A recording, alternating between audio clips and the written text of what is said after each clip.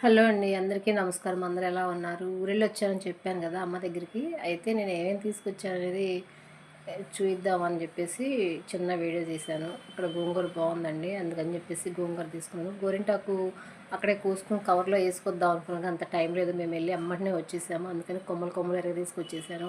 ఇకపోతే తెలిసిందే గదా! కరివేపాకంటే మనకి ప్రాణం. వదిలిపెట్టం గదా!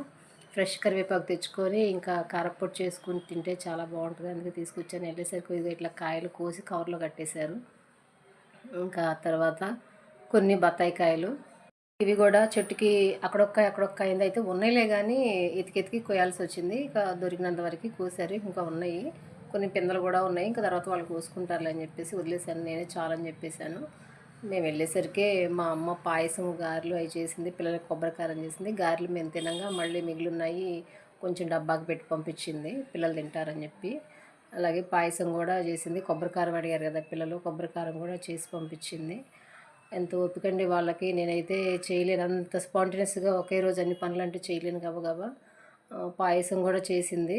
అయితే మా అమ్మ చేసే వంటలంటే మా పిల్లలకి చాలా ఇష్టం అని చెప్పాను కదా! అక్కడికి వెళ్తే తినటానికి ప్లస్ ఇంటికి తీసుకురావడానికి అక్కడ ఉన్నోళ్ళకి అందరికీ చాలా ఎక్కువే చేసిద్దండి.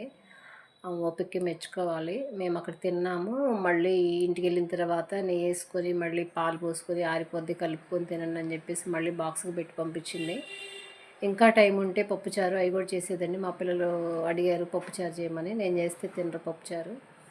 ఇంకిట్లా అన్నీ తీసి సరిగ్గా సర్దుకున్నాను. అక్కడ గోంగూర, కాకరకాయలు బాగున్నాయండి. అందుకే తీసుకొచ్చాను. ఫ్రెష్‌గా ఉన్నాయి. ఇంక ఇవేనండి. ఊరెళ్తే ఇలాంటివే కదా దొరికేది. అది ఎంత తక్కువైనా, ఎక్కువైనా ఏదైనా ఊరు నుంచి వచ్చినయి, ఊరు నుంచి వచ్చినయే. చూడండి ఎంత ఫ్రెష్‌గా ఉన్నాయి కాకరకాయలు. సరేనండి. ఉంటా. బాయ్.